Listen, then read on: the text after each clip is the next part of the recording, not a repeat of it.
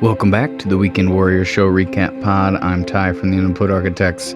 This week I'm going to be talking about a lot of shows. I kind of slacked last week, didn't get a podcast out, and it's kind of busy. And then, so I have 4 different shows to talk about. I have last Friday, or 2 Fridays ago, I played at Houdinis and LeRoy. That Saturday, I played at Golden Fox Brewing. And then I played that show on TV, which that was Thursday the 28th, and the last show was a Halloween party I played at, and that would have been the Saturday the 30th. So lots of stuff to get into. So here we go. The Houdinis show, pretty classic Houdinis style show. I was thinking about it. I play at this place all the time, and I don't know if I've ever really played there and thought it sounded good. So I don't know. I sometimes I hear comedians talk about how like there's good rooms and bad rooms, like acoustically and feel wise, and part of me wonders if that's it, if it's just one of those rooms. I mean, the crowd's always super nice, and the people that run the place are super nice, but I just never feel like I'm really at my full potential there for some reason.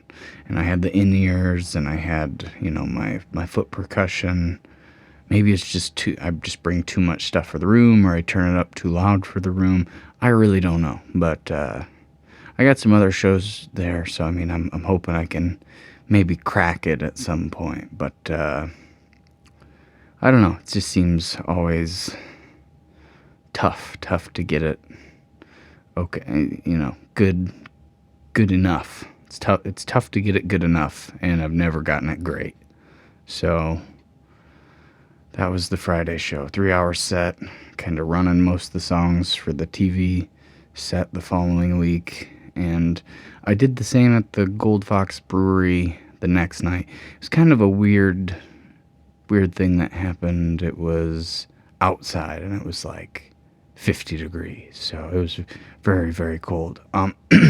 And just doing a 3-hour set, 7 to 10, and it started okay. I mean, there was people there. It wasn't as chilly when I got there. They had a really nice big stage, and they did have a heater on the stage. I mean, it wasn't like I was just out in the element, I guess, but I didn't really dress bright for it. I didn't really think it would be outside since it was so chilly. But so by the end of my first set, I was like shaking pretty much. After that, I did move the heater closer to me.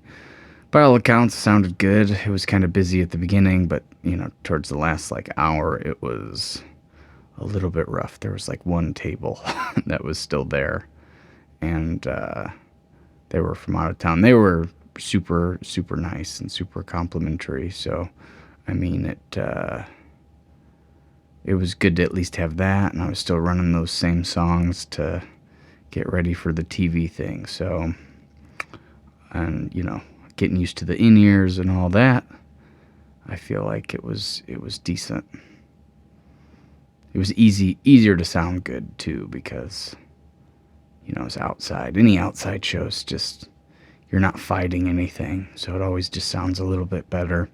They had a really cool beer garden too. They had nice lights strung up, and it just looked real classy. They had bags area. I think they had an axe throwing area, and they had a bunch of tables with heaters, and it was just good. It was a nice little spot. I'm glad I found it. I'm hoping, well, I know I'm going to be back in February, but that's a long time from now. So, but, still good to get a reoccurring show.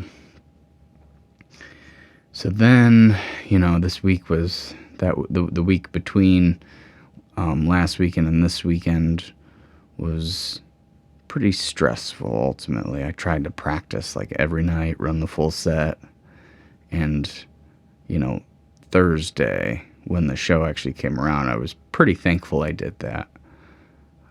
Because, I got there, I feel like everything sounded pretty good. So this was the TV show that Thursday. think it was the 28th, October 28th. And I got everything set up, and they got everything set up, and it looked really good, and I feel like it sounded pretty good.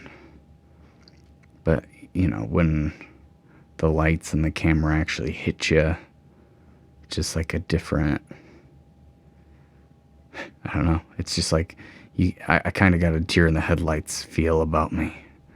I mean, I don't think it would have been noticeable from the crowd, and there was a little crowd there. I wasn't really sure whether people would show up, but it wasn't people that like I brought out. I brought out a couple people. I brought out a couple people that used to work with me at Kidder Music, and I actually found out that day that they sponsored the event, so that was cool to find out, and it was cool to see those guys. And then my cousin Matt and his daughter came, and having that little bit of support in the crowd was definitely beneficial, I think. But so yeah, I don't know. I got there pretty early, got everything set up, warmed up. I feel like I did everything right. And that first set, I was just kind of on autopilot. I remember kind of laughing at myself after each song because I was like, whew, got through that one. That was good. But I've talked about this before, but when I play sometimes, but in that situation, you get that halo thought process. So, you're singing, you're playing, remembering the words, remember the beats, remember the chords, all that stuff.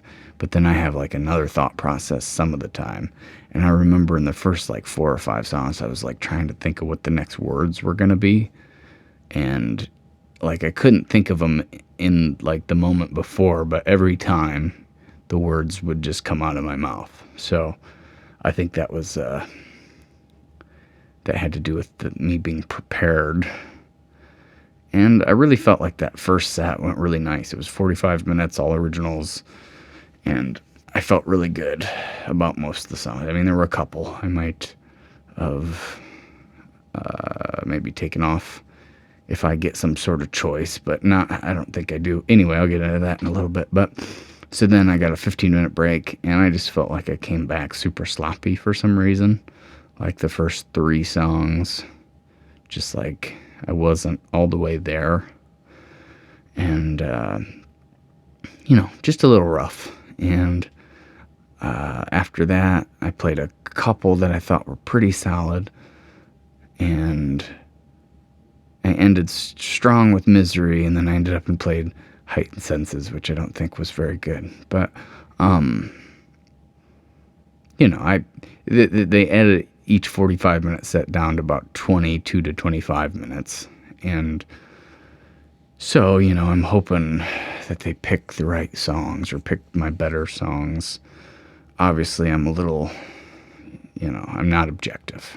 I'm very dialed into the potential of each song and how my singing should sound and all that. And I don't think any of them were perfect by any means, but there were definitely ones that I thought were a lot better. I ended up I emailed the people who run it to see if I could get any sort of glimpse of the sound and maybe nix a couple of the songs that I didn't think were up to snuff or up to par. But they haven't gotten back to me about it, so not looking good. I just know that I did send them a list of ones that I thought were the better ones. I sent them a better, average, and worst, or best, average, worst list of songs.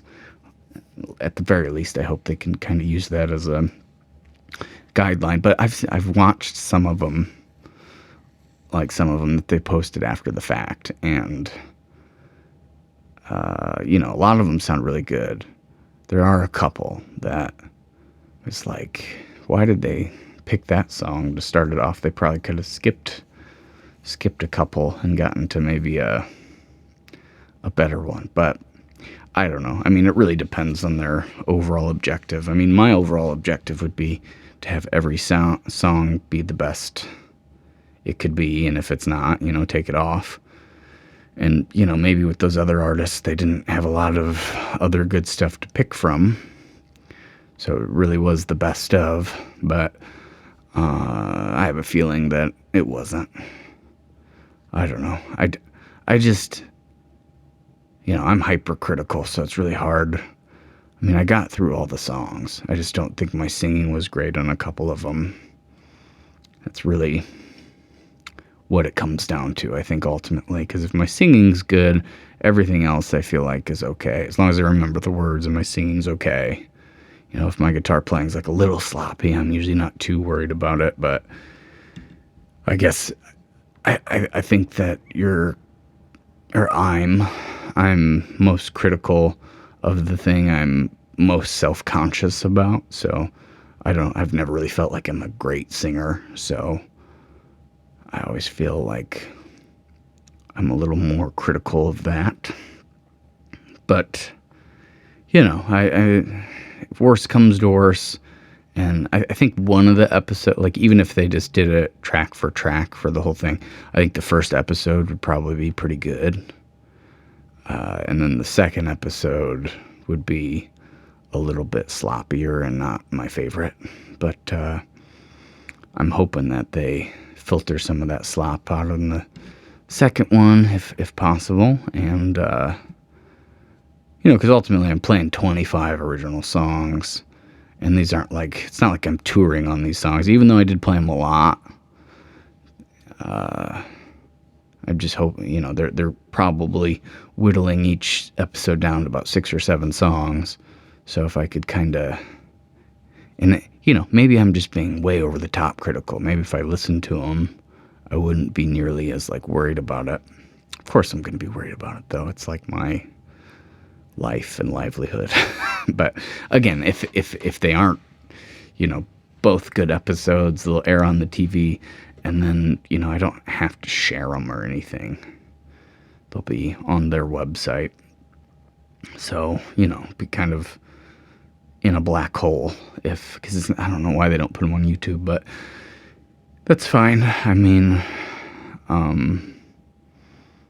but hopefully both episodes turn out great, and I can share them and get more shows. And I've been putting out a lot of stuff from the Weft. I put out a couple songs so far, and I feel like they make me look and sound pretty decent. So, if nothing else, I'll at least have that. And I've been sharing a lot of stuff. So, and I got probably 4 or 5, I think 4 more that I'm going to do from that session. So if nothing else, I'll have that to kind of showcase my one-man band style performance. Of course, it would be great if the TV thing went great, but I don't know. Anyway, so that's kind of where my head's at with all that. The staff and everybody there was super nice. The people who were running everything, the director, the camera people, the sound engineer, the photographer, they were all super nice, super helpful, and very generous. And it was overall a good experience. It was I think I watch SNL, Saturday Night Live, a lot, and I think about what it would be like performing on that. And that was kind of not really comparable, because the audience, is not even comparable from, NBC to a local access station in Peoria. But, just having the cameras and the energy, the feel of it was live, and people were going to see it. And I don't know. It obviously is a much longer set. So I don't know if that makes it harder or easier, because if it's just 2 songs, I feel like it'd be really easy to knock those 2 songs out, really have them down. Maybe have some, cheat sheets on the floor if you're going to get that deer in the headlight feel. But I don't know. I feel like it's so hard to get a good performance out of the Saturday Night Live stuff, because you're just thrown in cold, get one song, get a break at one other song. The sound is always different, it's never consistent. Sometimes it sounds great, sometimes it sounds like you can't hear the vocals at all, sometimes it sounds like the singer can't hear anything. So, it would be a hard thing to do, and just realizing the how many people are watching. So, it was a very small version of what that would be like, and it was definitely overwhelming. But again, I was doing 25 songs or whatever. I did skip one, which was a little bit of a bummer because I think it would have been a good one. Easy, solid one, but oh well. It is what it is. It's going to be what it's going to be. I shouldn't try to be so neurotic and controlling about it, but that's just who I am. So we'll see what happens. I'm hoping to get some good stuff there, but I'll let you know if I think it's good. Then the last show I did was I played at, it was a Halloween party for Nick Brown. Nick Brown, he has a barn, and then he hired a singer that played before me, and then me, and then a DJ. It was interesting. I don't know what my real takeaway is from the show, but the first guy that played he was a really solid singer, really solid piano player, and he was just him and a piano, and he was pretty entertaining, and he got people up and dancing with just a piano and his vocals, which I think is a pretty tough. That's partially why I do all the foot drums and whatnot, is to make it easy for people to kind of move and dance. But then, I was thinking, man, if he had a kick drum, he would be over the top. Everybody would be dancing all the time. Vocals, again, were just great. He played kind of poppy country music, so it wasn't really my cup of tea necessarily, but it's a lot of people's cup of tea, and everybody there really enjoyed it. And so he played first, I played second, and I just felt like weird. I couldn't grab the crowd. I mean, the guy that was before me, he was more of a local, so like people in the area really knew him and stuff. But I don't know, I didn't play a whole lot of originals because I was just trying to get the people into it, and it just seemed like I couldn't quite get them. I mean, I feel like it sounded pretty good, but it wasn't like pop country songs. So, by comparison, I feel like people weren't as into it.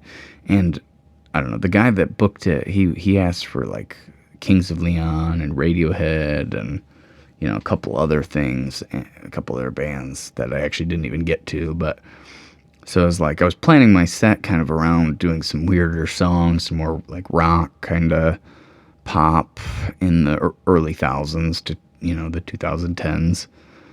But, I kind of figured I'd try to get the crowd first, and it just seemed like I never really got them. And then I did he requested some Kings of Leon, which I know like at least a half hour of Kings of Leon material. So I think I did like 3 back to back to back, and the crowd was actually kind of into it for that. And then it just seemed like I lost him again. I don't know. I mean, after the show, I had a bunch of people come up to me and talk to me, and kind of probably more the music nerd type people, because they were into my gear and into the one-man band style performance and all that. But I didn't really I couldn't get people dancing, and I couldn't get, the older crowd, which usually I don't have a problem with. But again, it wasn't that country pop. I played a few country songs. I played like Tyler Childers and what's his name? Chris Stapleton. But I don't know. I ended up, I think I played everything a little fast, but comfortably fast. It's kind of a weird idea, but for the TV thing and the radio thing, I was very, very like conscious of trying to not like push all the tempos, try to keep everything relaxed. But it was like a challenge, it was like I had to really like, control my breathing, try to control my tempo, all that. And then for this, it was like I was playing everything a little fast, but I wasn't having to like think about it. I was trying to keep it upbeat because it was a party, And so it's like it wasn't as controlled, but it felt easier for some reason, and I feel like, again, it sounded pretty good. I mean, I comparatively to some of my other shows, but I don't know. It was an interesting night, and then after me there was this DJ that just played like straight pop and country stuff, which I was kind of surprised by, but it's very loud. I didn't bring my earplugs, so my tinnitus has been pretty bad, even though I wore in-ears for all my performances and stuff. But yeah, so that's pretty much it. Lots of shows, but I'm going to be putting out a lot of content, so I've been sharing. I shared the alien video from the Maybe Another Time project. I thought that video turned out cool. You can find that pretty much anywhere. Kind of a psychedelic cartoon, like kind of Yellow Submarine kind of vibes. But so you can find that anywhere. And just be on the lookout for other stuff, because I'm going to be posting a lot. So, as always, I appreciate anybody who takes the time to listen, and I will talk to you next week. Have a good one. Bye.